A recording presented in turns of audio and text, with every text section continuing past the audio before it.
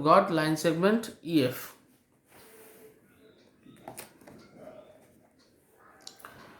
Now in this section, the area of the cross section at different parts of the wire starts decreasing fast. Area of cross section at different parts of the wire starts decreasing fast. And for the point F, what is point F? You can write wire snaps or breaks from its weakest point.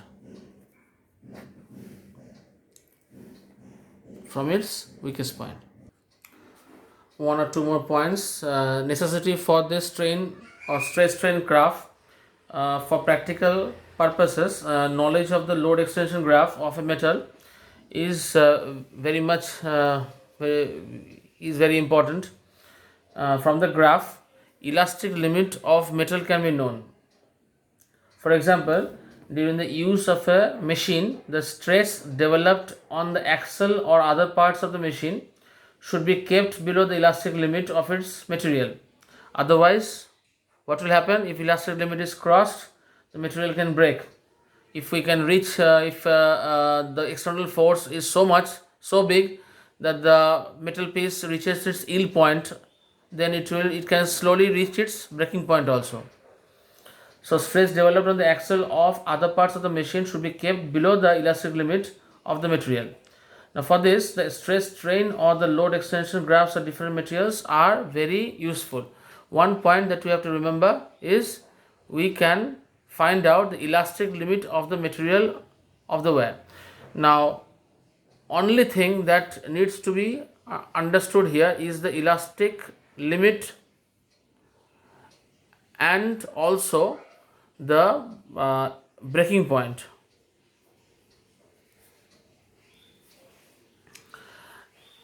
Now one more term, elastic fatigue.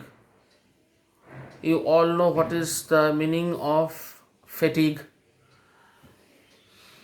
Now if a force applied on the elastic body rises and falls rapidly, and this periodic fluctuations continues for a long time, then the elastic property of the body gets degraded. Elastic property gets reduced, although the elastic limit of the material is not exceeded. We are applying a force continuously. A force or load applied on an elastic body rises and falls rapidly. One is increase and decrease. What happens if we can do these fluctuations for a very long period of time, then the elastic property of the body gets degraded or reduced, although the elastic limit has not been crossed. It means that the body remains permanently deformed in some respect, that is, some part of the body becomes thinner and weaker even after the deforming force is withdrawn. The body may then break or snap at a load less than the normal breaking load. I repeat, the body may then break or snap at a load less than the normal breaking load. This kind of degradation of the elastic property of the material due to the rapid changes in stress is called elastic fatigue.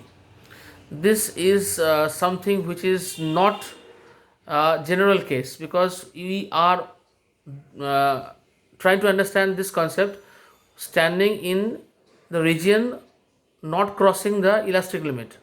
That means within the elastic limit. This is the elastic limit. We are discussing all these things about elastic fatigue when the body has not crossed the elastic limit. So I have jotted down a few points about elastic fatigue. Force on elastic body rises and falls rapidly. Fluctuations continues for a long time. Elastic property degrades. All these things happen within the elastic limit. Body may break or snap at a load less than the normal breaking load.